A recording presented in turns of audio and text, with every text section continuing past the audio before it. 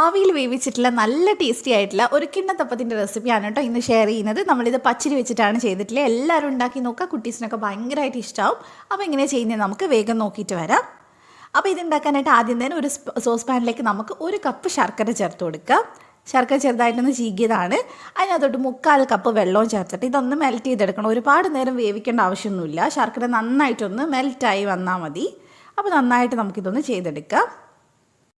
ഇപ്പോൾ ഇത് ശർക്കര ഇവിടെ റെഡി ആയിട്ടുണ്ട്. ഇനി നമുക്കിതൊന്ന് അരിച്ചിട്ട് മാറ്റി വെക്കാം. നല്ല ശർക്കരയാണെങ്കിൽ അരിക്കേണ്ട ആവശ്യമില്ല. അപ്പോൾ അതങ്ങോട്ട് മാറ്റി വെക്കാം. ഇനി ഞാൻ എടുത്തിട്ടുള്ളത് 1 കപ്പ് പച്ചരിയാണ്. ഇതിന് പകരം നിങ്ങൾക്ക് നെയ്ച്ചോറ് ഉണ്ടാക്കുന്ന അരി ഏത് വേണമെങ്കിലും എടുക്കാം. ബസ്മതി അരി എടുക്കാം, അതായാലും കുഴപ്പമില്ല. അപ്പോൾ അത് 4 മണിക്കൂർ കുതിർത്തി വെച്ചതിന് ശേഷമാണ് കേട്ടോ എടുക്കേണ്ടത്. അപ്പോൾ ഇനി നമുക്ക് വേണ്ടത് തേങ്ങാപ്പാലാണ്. ഞാനിവിടെ 1/4 കപ്പ് തേങ്ങാപ്പാൽ എടുത്തിട്ടുണ്ട്. അപ്പോൾ ഇനി നമുക്ക് മിക്സിയുടെ ജാർ എടുത്തിട്ട് അതിനകത്തോട്ട് പച്ചരി ചേർത്ത് കൊടുക്കാം. നമ്മൾ പച്ചരിക്ക് പകരം നെയ്ച്ചോറുണ്ടാക്കുന്ന അരിയൊക്കെ വെച്ച് ചെയ്യുകയാണെങ്കിൽ വേറെ തന്നെ ഒരു ടേസ്റ്റ് ആയിരിക്കും കേട്ടോ. കയ്യിലുണ്ടെങ്കിൽ അങ്ങനെ ചെയ്ത് നോക്കുക, അല്ലെങ്കിൽ പച്ചരി വെച്ചിട്ട് തന്നെ ചെയ്താലും മതി. അപ്പോൾ ഇനി നമുക്കിതിനകത്തോട്ട് കുറച്ച് ശർക്കരപ്പാനി ഉണ്ടല്ലോ, അത് ഒഴിച്ചിട്ട് വേണം അരച്ചെടുക്കാൻ. ഒരുപാട് ഒഴിക്കരുത്, കാരണം ഇത് നന്നായിട്ട് അരഞ്ഞ് കിട്ടണം. അപ്പോൾ കുറച്ച് മാത്രം ശർക്കരപ്പാനി ഒഴിച്ചു കൊടുക്കുക. അതിൻ്റെ കൂടെ തന്നെ നമ്മൾ 3 ഏലക്കയും കൂടെ ചേർത്ത് കൊടുക്കുന്നുണ്ട്. പൊടി ഉണ്ടെങ്കിൽ അത് ചേർത്താൽ മതി. എന്നിട്ട് നല്ല പോലെ ഇത് അരച്ചെടുത്തിട്ടുണ്ട്. ഇനി ഇതിലേക്ക് നമുക്ക് 1 മുട്ട ചേർത്ത് കൊടുക്കാം. നിങ്ങൾ മുട്ട കഴിക്കാത്തവരാണെങ്കിൽ മുട്ട സ്കിപ്പ് ചെയ്താലും കുഴപ്പമൊന്നുമില്ല. അപ്പോൾ ഉണ്ടെങ്കിൽ നല്ല ടേസ്റ്റാണ് കേട്ടോ. അപ്പോൾ അത് ചേർത്തിട്ടുണ്ട്.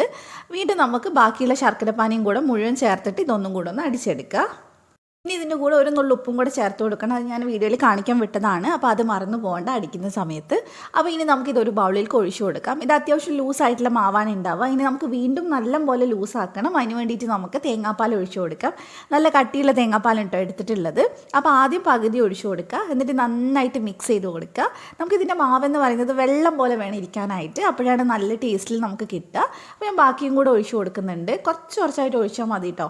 അപ്പോൾ എനിക്ക് എന്തായാലും 1/4 കപ്പ് വേണ്ടി വന്നിട്ടുണ്ട്. അപ്പോൾ ഇത് ഈ ഒരു പരുവത്തിൽ നല്ല വെള്ളം മാതിരിയാണ് ഇതിൻ്റെ മാവ് വേണ്ടത്.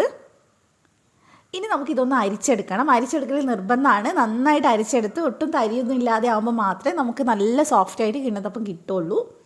അപ്പോൾ നന്നായിട്ട് നമുക്ക് ചെറിയൊരു ഹോളുള്ള അരിപ്പുണ്ടല്ലോ, അതിനകത്ത് വേണം ഇത് അരിച്ചെടുക്കാൻ.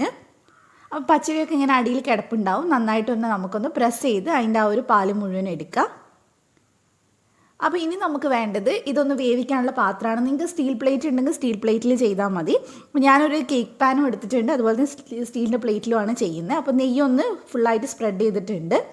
ഇത് വേവിക്കാനായിട്ട് ഞാനിവിടെ ഒരു ആവിപാത്രം വെച്ചിട്ടുണ്ട്. അതിൽ നന്നായിട്ട് ആവി വന്ന് തുടങ്ങുമ്പോൾ നമുക്കിതിനകത്തോട്ട് ഒരു പാൻ വെച്ച് കൊടുക്കാം. നമ്മൾ നെയ്യ് സ്പ്രെഡ് ചെയ്തിട്ടുള്ള പാനാണ്. അതിലേക്ക് കുറച്ച് മാത്രം മാവ് ഒഴിച്ച് കൊടുക്കുക. കാരണം ഇത് കുറച്ച് തിന്നായിട്ട് ചെയ്യുമ്പോൾ അത്രയും ടേസ്റ്റ് ഉണ്ടാവും. കട്ടി കൂടുമ്പോൾ ആ ടേസ്റ്റ് കുറയും കേട്ടോ. അപ്പോൾ ഞാൻ കുറച്ച് ചെറിയ ജീരകം കൂടെ ജസ്റ്റ് ഒന്ന് ഇട്ട് കൊടുക്കുന്നുണ്ട്. നിങ്ങൾക്ക് ഫ്ലേവർ ഇഷ്ടമാണെങ്കിൽ ചേർത്താൽ മതി.